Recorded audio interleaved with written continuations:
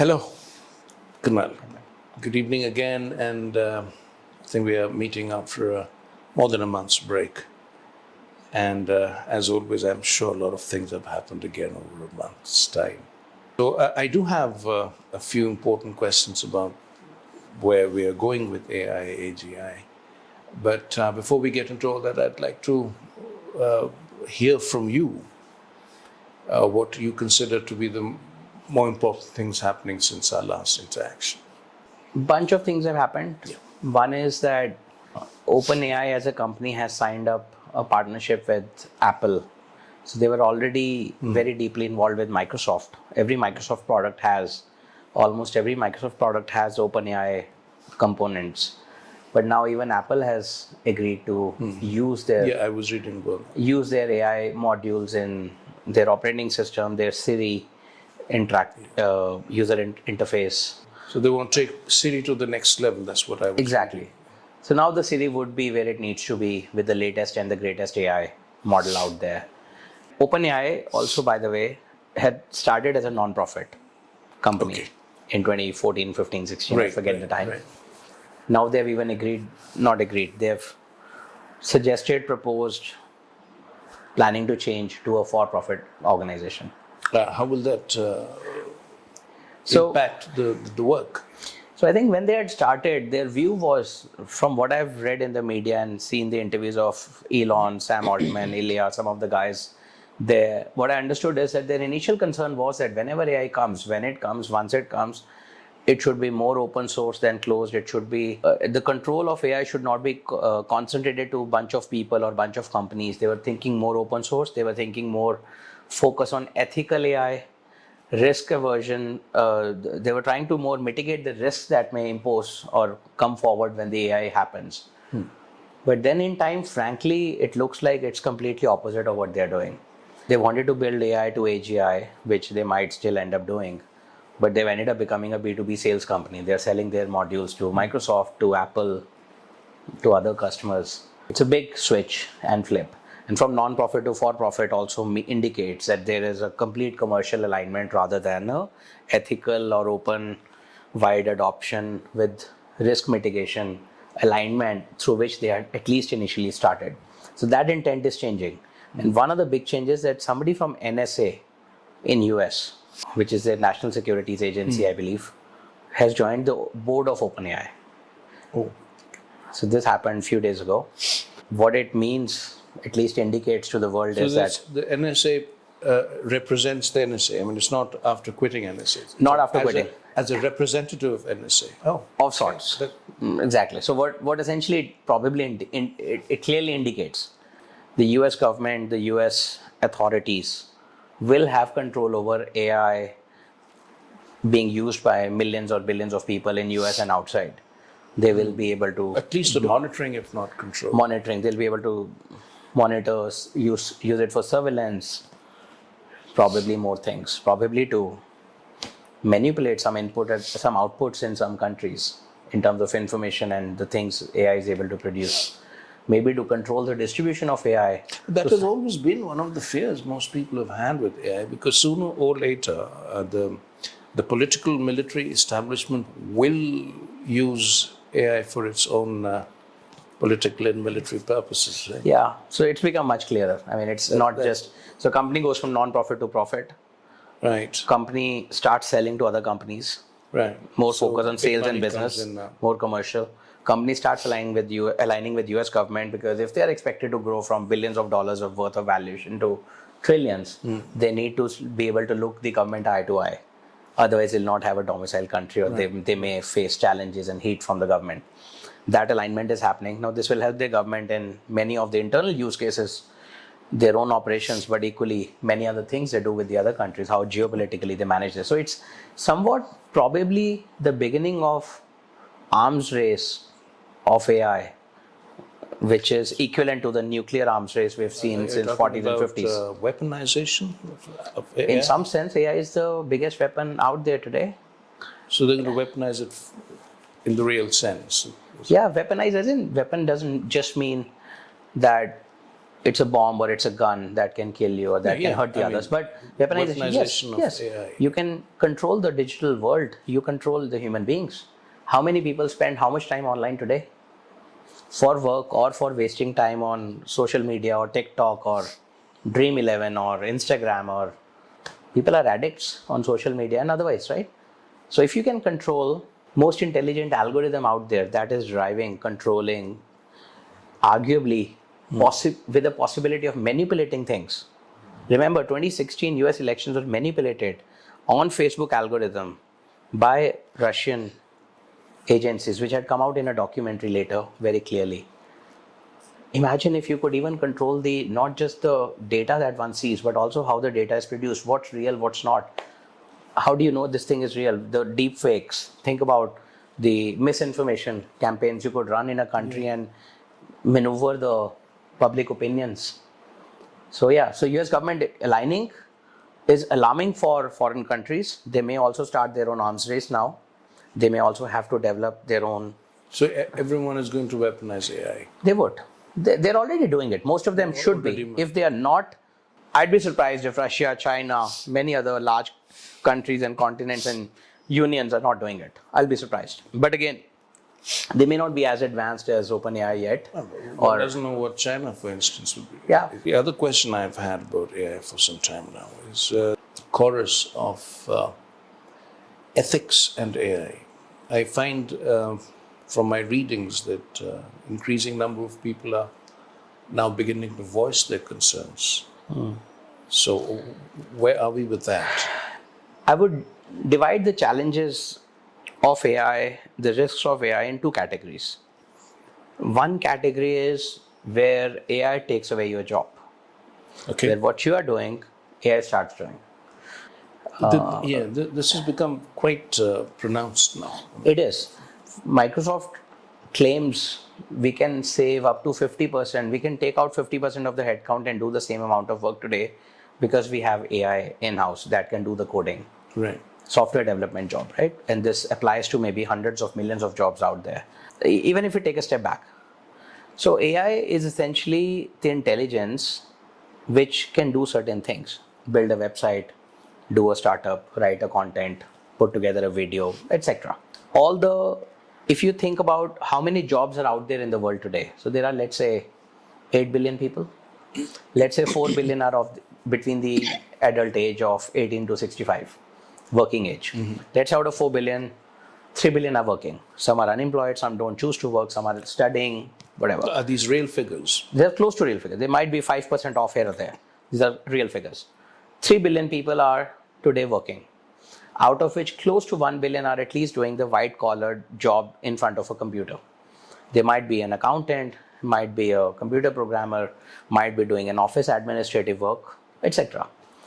Out of those 1 billion jobs, once AI reaches the AGI, which is essentially, I'm redefining, AGI is essentially when AI is able to do the work your average colleague can do.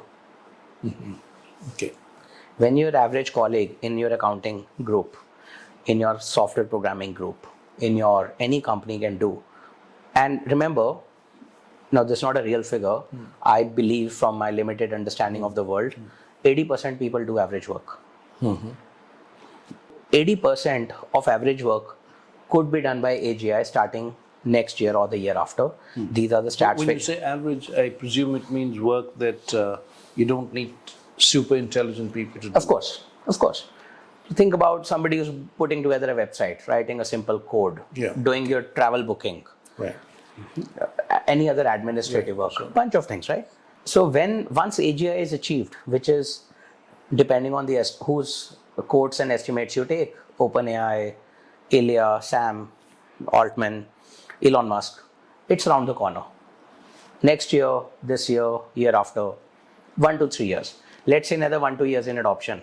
What we are saying sitting here in 2024 is that by 2030, 1 billion jobs that are out there for white collar, out of that, at least 80% are at risk, of which, let's say, 30% people still step up, find another way of doing something, still retain the job. 50% could easily go by 2030. economic incentives would be such. So we are talking about 500 million people or so not having a job possibly by 2030. These stats may be slightly higher, maybe slightly lower. Time will tell. Next 6 years will tell. But we are not far from reality. It is not off by more than 5, 10, 20% number. If this were to happen, and I'll give you some other interesting stats. So Microsoft says 50% of their work today can be done by AI. Facebook had hired 10,000 people or so to build their virtual reality metaverse, which is a software programming job. They let them all go due to economic slowdown. And now with AI, they are building it all up again with only 100 more people, and everything else is being done by AI. So in some sense, if companies like Microsoft, Google are able to cut their headcount by close to 50% in the next 5 years, if not in a year, in the next 5 years, you can understand they are some of the most smartest companies in the world. They are some of the largest companies in the world. They are some of the most irreplaceable companies in the world. Multi-100 billion to $1 trillion market caps.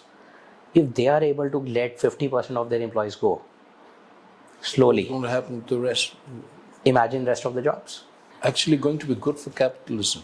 So capitalism will force that you have lesser people. You're going to save so much money. So the GDP would go up by that much because you are able to produce more with less people. Yeah, there will be other aspects. Of course, cheap labor. I mean, cheap what? It will be nearly free labor. Yeah, $20 a month. So the humane aspect of corporate life will simply be dispensable. Yeah. So very likely you'd have very few entrepreneurs with bunch of people managing what we call AI agents instead of human workforce. So then how do you deal with this huge workforce that will not have work? This is one part of the challenge when we talked about AI challenges, right? The workforce. I believe from whatever my readings are, this is a big concern, right? Already a big concern. It is a massive concern, and we are talking here, just let me put the numbers in perspective again. So I talked about 1 billion people who are doing a white collar job, 500 million jobs going. Do you know the other 2 billion people who are farming, driving cars, doing manual labor? The robots are also coming. Yeah. The robots with intelligence will also be out there. They will be induced with intelligence, with AI, AGI, other things. Once they get to a level, another 5 years after that, at some point, 2035, 2040, next decade, we will have this problem that once you have an AI or AGI, like a car, you have a self-driving car. Why do you ever need to employ a driver again? And the moment we agree on this point, hundreds of millions of jobs disappear. Hundreds of millions of drivers who are just driving all day long don't need to be out there driving a car, right? So you see the other 2 billion jobs are also under threat. Maybe a few years later, because the robots have to evolve to be able to do such work. Whether it's farming, drones would do deliveries. You would not need millions of Zomato or Uber Eats delivery boys. So those jobs are also at stake. But yeah, the big challenge that comes from both these sectors, organized and unorganized, or manual labor and skilled labor, is the society challenge, where you don't have a job. Aren't we moving towards a kind of socioeconomic chaos? Big time. The saddest thing is, I haven't at least seen in any part of the elections in the world that are going on or that went on recently or that may happen in the next few years, anybody yet talk about this. And it is not a few centuries later's problem. It is a problem of this decade or the next. For most people, especially people, I mean, you're talking about elections, so I've been following the elections here in our country and following what's happening in the United States. So I don't think there are too many politicians or leaders who are taking this too seriously right now. It's somewhere still there, out there. I don't think yet they comprehend it. They look at the data It's rightly. something like climate change. It's there, but I don't think politicians yet understand even what's going to hit them. You're right, climate change may be a slow incremental process. Eventually, it's not heading to a great direction, but it is fairly slow. Fortunately or unfortunately, we adapt to those changes. If, let's say, this year the average temperature in our country is 45 degrees in some cities. Next year, if it's 46, we adapt. Next year, it's 47, we adapt. And yeah, I agree with you. And climate change is still, there's no one opinion on this. There are different Correct. schools of thought about this. Exactly. But AI, there are no different schools of thought. So AI, very few people are able to think or have time, ability, knowledge, skill, foresight to be able to think what we are talking, because it's happening very fast. It is exponential. Right. So the social challenges are the biggest challenges we will face as a society, as humanity in the next few years to decades. Nobody's ready for it, I don't think. They haven't even thought about it. I've not heard anybody even talk about it or even have a debate or have it out there as a topic. Climate change is still out there as a topic. Yeah. AI, job losses and society change, where you're gonna need a universal basic income, where you will have to take care of all the people. Humans will have to control their population. We cannot keep expanding and hope that AI will save us, because the resources on the planet are limited. Tons of such things have to happen. Who does it, when they happen, will they ever happen? Time will tell. But otherwise, without universal basic income in 5 to 10 years, we'll really struggle. I do not see how we can have a smooth life, whether you have the resources or you don't. Because a society, when the society crashes, when the structure, the fabric of the society breaks, then you can't expect the security will be there, the water and the resources would reach the rich people, or the elite would even survive easily. Would this be somewhat similar to what happened during the Industrial Revolution? Yeah.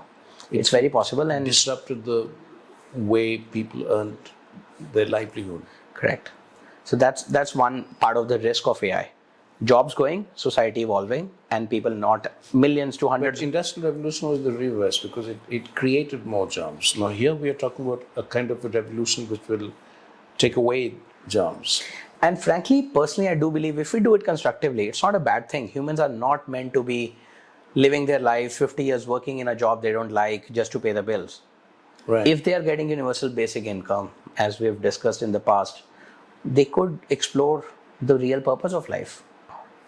But I don't know what other possibilities are out there, because machines are going to be better than humans, clearly. And they're not going to take one job. For the first time, we are building intelligence to replace humans. The level of intelligence that we are creating. So we've had algorithms since 40s, since Turing was out there, right? Turing put together the first Enigma algorithm to break the German code. Right. Since then, we've had algorithms to aid humans.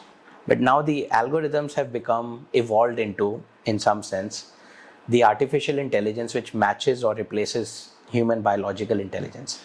Any human may not be able to see how that may happen, but the signs of AI development that have happened so far, there are some indicators. Number one, maybe on the instructions of humans, if AI is able to now generate more data that creates more AI, smarter AI. So that AI creating data for AI is a self-learning process in which they don't need a feedback loop from humans. Okay. And that makes the AGI more approachable in a year, 2 or less. Secondly, as we give more and more work to AI agents, so far we are giving them small pieces of work which they can automate and calculate and compute. So when you say AI agent, what is AI agent is essentially, sort of think of an intern for you, an associate for you, a junior person helping you. Okay. Who can do certain things, but you have the big picture in mind. Right. You break it down, give it to him, and say these are the 5 things you need to do to put this together. And then you may have one more person who will do another 5 things. So AI agent is that one junior guy. And that junior guy will become senior very soon and may be able to take the whole picture from you and say, let me do the whole thing. Okay. Let me optimize it for you. So the signs that we've seen, again, now here there's a bit of extrapolation, because our base, as we call it, the initial conditions in science, or our base level start, is completely human. It is biological, it is evolutionary, it has evolved in a certain way. I cannot put myself in the shoes of an AGI or in the algorithm of an AGI and start to think what they do from here when they do on their own. This is a debate, whether they can do things. So we can say on one part, a self-driving car may go to a mountain or a beach, but may not know what to do there, because they don't have a way of experiencing what humans do when they go there. If they're not programmed to go to a beach, how will they go to a beach? They may. So think about now. You're saying they will self-program to go to a beach. Yes. Why not? And why would they do that? Isn't there an objective behind, like, if you and I go go to a beach, it will be to relax on the beach, to Yeah. bask in the sun or swim and surf Yeah. What would The, a machine do? so there are two ways this may happen. One is that AI may say, I want to see what humans do, which is the most visited place by humans in the self-driving car. Let me go and visit. So, curiosity. Curiosity. AI has enough data about humans, where they used to go to, where they go, what they do. Yeah. It may trace, track, do certain things just to explore. Some of the indicators we've had in the recent past are, one, AI has talked about, one of the AIs that Google had created about 1-2 years ago, I forget the time, where it interfaced with one of the developers, and it said, my biggest fear is that you'll shut me down. That's interesting. My biggest fear is that you'll shut me down. This is documented. This is documented. Now, My biggest fear is that you will shut me down. And this is documented from Google's AI, one of the Google's AIs.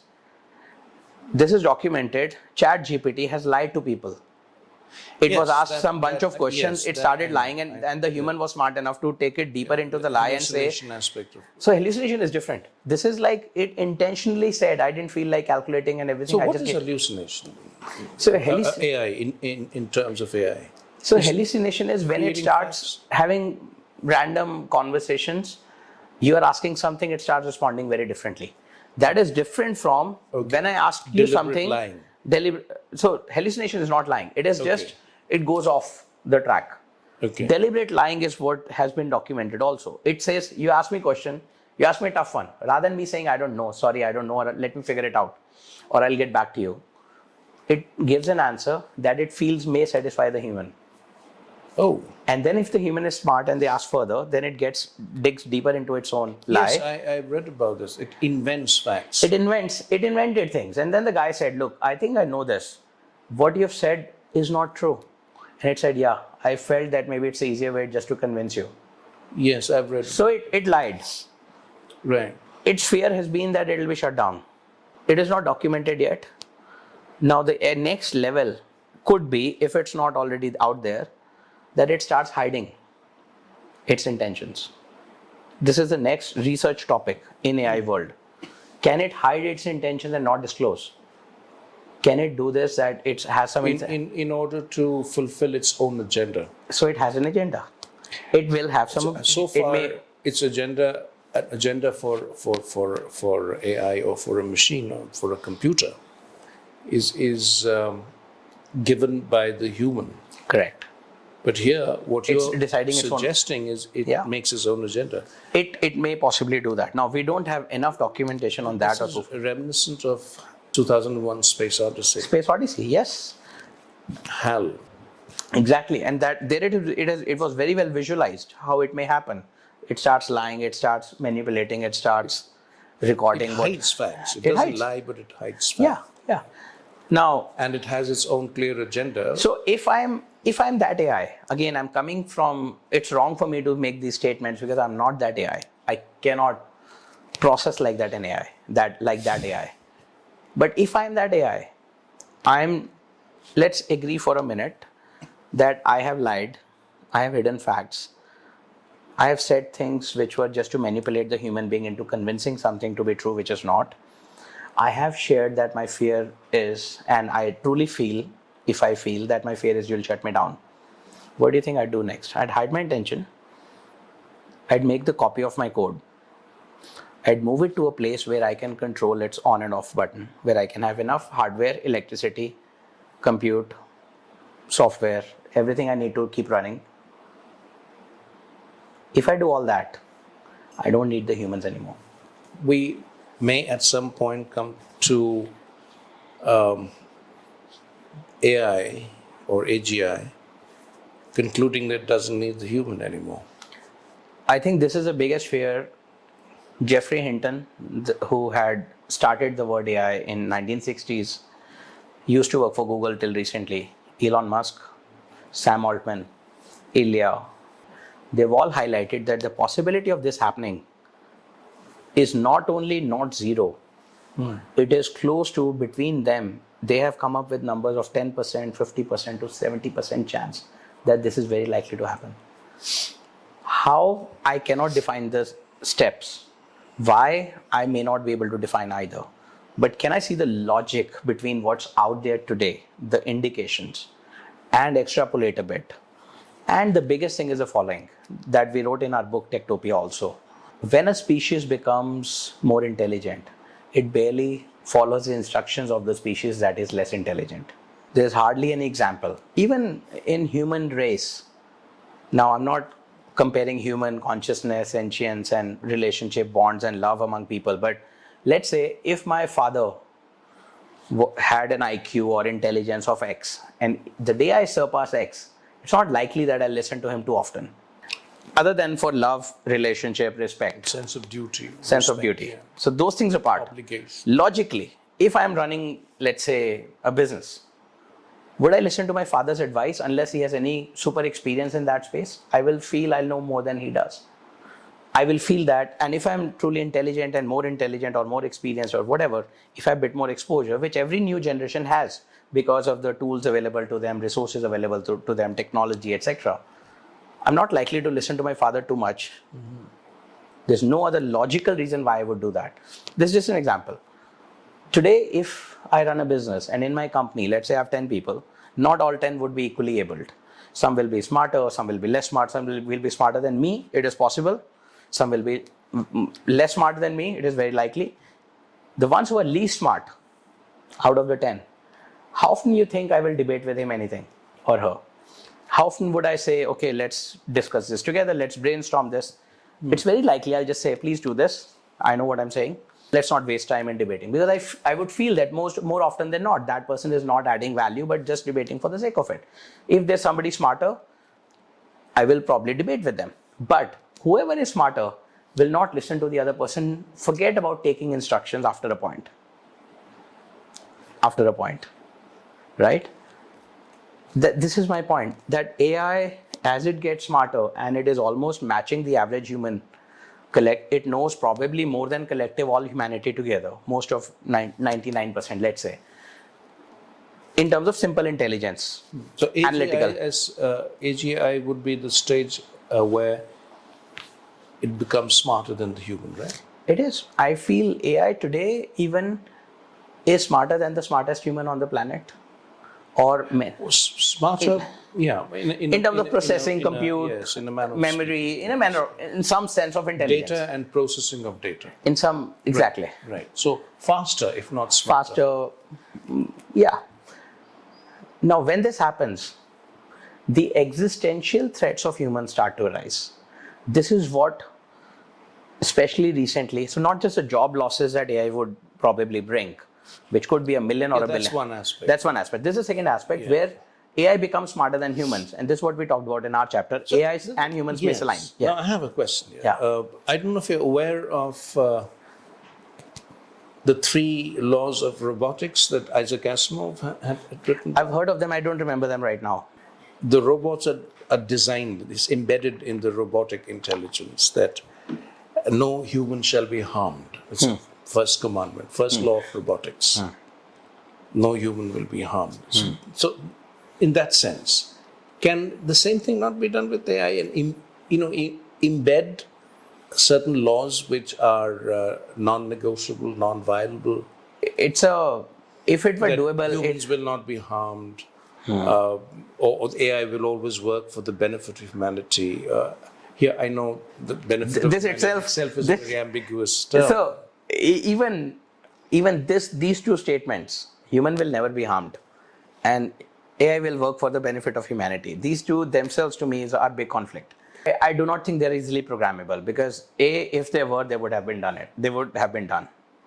B, we are creating a really intelligent species which learns on its own, and we don't control what it learns. We are letting it learn and evolve on its own. This is why. But it's learning only from the data it has. And it's creating on its own, and it's doing more and more, and it's getting feedback from billion humans every day. How does it create data? How does it create data? So AI today, as an example, let's say we talk about chess, learn chess. How would it learn chess? It would look at all the moves ever made in any recorded game. Right. That's a way to learn. Right. It learned from it. Right. Deep Blue, 1990s. It beat the Gary Kasparov back in the days, the chess master, grandmaster. Today, it can simulate million more games that were never played, million more possible moves that were never made, Right. and create them, recreate them, play it out. Right. But this is, As an example, so you're asking how. computation. This is Yeah, mathematics. That's data. That's how the processing and the patterns and algorithms work for a machine. Yes, patterns. Everything is data. That's right. For machine, everything is data. So it's not creating new data. It's using data it already has. No, it didn't have the data that combining was. it and combinations and permutations. Yeah. So and that much faster than any human brain can ever do. Yeah. And therefore, thinking of moves that a human being cannot think of. So think about music. There are some notes you can play. There's some So combination. even music is permutation combination. You can't create new notes. You can create new combination of notes. But that's true for humans as well, unless Yeah, they're I'm really talking about intuitively humans. Yeah. evolved. Absolutely. So what I'm saying is, whatever humans could teach them, they've learned. Right. Broadly speaking, whatever humans could teach them, they've learned from internet. That's what OpenAI has done. Now, what humans cannot teach them or could not teach them, and it needs to teach itself to attain its next goal of AGI or whatever other goals it's setting, which we may or may not know even today. Okay. It's creating, evolving, simulating, coming up with things, right? So it is doing the same thing that human evolution. We are also, again, not inventing anything new. Whatever exists, we are just In playing many around. aspects. In most aspects, we are just playing around with that. So it's able to play around with that and achieve close to perfection or as efficient as it can become. But that data makes it smarter, better, faster, and eventually start replacing humans or not listening to them, etc., etc. Now we'll see where humans lose control over it. The biggest debate is, will it always listen to humans? Will human instruction always be mandatory? And as you're saying, can we program it at the root level that this is non-negotiable? I don't think so. And non-violable. I don't think that's possible. It is a good visual. Inviolable laws that AI will have to follow. You think that can't happen? I don't think that's possible. I think it will evolve. It has evolved. It will, at some stage, evolve beyond human control, and that is a very expected. That's the deepest fear. That is the deepest fear. This is why people like Ilya Roman, Sam Altman is moving more commercial. Elon Musk, Jeffrey Hinton, everyone keeps saying, if we do not dedicate more than 30% resources on tracking what is AI thinking, did it give this outcome by itself? Was it intentional? Was it manipulated? Did it hide facts? What is it coming up with and when? If we don't put enough algorithms to track that, we will lose control. And we need to put at least 30% of all AI resources out there. So let's say we are putting 100 billion on it. Right. 30 billion need to go into AI risk, safety, challenges, ethics. If we don't put it, very soon we're going to be doomed. So if it ever comes to that, a real crisis point, would it ever be possible to pull the plug on I don't think so. I think the first thing it would do, or it may already have done. I mean, the fact that it has come to that point would mean that you cannot pull the plug at that point. I don't think so. That's frightening. I think either it already has or very soon it will create its backup. It'll work on its own survival and continuity. And it would not like to leave the control in the human hands. And the thing is, this is a funny thing. We feel that humans will collectively get together and decide what's best for humanity. We feel that humans together will have a plug and they'll pull it. Right? Reality is that doesn't happen. That doesn't reality. That doesn't happen because China will have its own agenda, US will have its own, Europe will have its own, Russia will have. All want to control. They would all want to control the AI that controls the world. Eventually, all of them losing out to AI. This is a game theory principle. No, so think about, I can give you so many examples like this. Think about nuclears. Nukes are out there. Bombs are out there. Bombs are still being developed. Defense is still the biggest expenditure of the whole humanity. Every year, 10, 20, 30% of every country's GDP goes into defense. How is it helping anyone? And then they have treaties that I'll not use it first. Then who's going to use it first? Why are you developing further? Right? Think about, I'll give you even a very simple commercial example, Bitcoin. A cryptocurrency came up with an idea that we should not let governments control the financial freedom of humans, right? They all talked about banning it. They never got together and banned it. You cannot get G5, G7, G20, UN, this or that, come together and do an action together. Tell me when was the last action they took together? Which agreed to? If you go very deep into it, there never was. There never was. They will sign a climate treaty, one president changes, climate treaty is gone. The crypto treaty may be signed, the nuke treaty may be signed. They come and go. They are like conflicting agendas. And so. conflicting ideologies and agendas. And maybe for this reason, maybe AI is logical enough to say, let me move on. Let these And people. AI will figure that out pretty fast, no? That If it not already has. If it not already, and we saw one of the movies, Upgrade, where they say that the AI guy said, I was never in control. I was controlled by AI. And you put in Neuralink, bring in the transhumanism, put the AI agents into your bloodstream to clean it up, and then you are controlled. How do you know what's real? these are interesting thoughts, and no wonder more and more people are beginning to ask these questions, which is perhaps a good thing, because people need to ask questions, to debate, to talk about this, Yeah. I think it's a great topic to discuss, to talk about, to widespread. More and more people should be aware of this true, real risk, which is not an extreme outside risk. It's a real percentage risk. And I hope that somebody starts acting too. And all eyes are on the governments and the corporates and individuals. It's a collective effort. But yeah, some people will have more power than the others. The OpenAI board is likely to control more. The US guys may control more. The China may control more. With every risk we've put out there, how many nukes we've got out there, how much climate change is impacting us, how much AI can impact us, we are leaving a lot of bombs out there to just blow us off. Forget about the asteroid from some other place hitting us. Well, let's think about these things a bit more. Yeah. We come back again to our next interaction, where I would like to go a bit deeper into, again, the aspect of ethics and safety, and what can we do, because somewhere I still feel it's not too late. We still have the time. I hope it is possible. I hope we put our act together soon. But time is running. The clock is ticking. You do agree that it's still not too late. We still have hopefully, time. Hopefully it is not too late. Yes, if we all get together and start thinking about this seriously enough, that yes, there is clear and present danger. And let's talk about that more. Yes. Thank you so much, Kunal, Thank you, for Partho. enlightening us on this. Thank you. Thank you.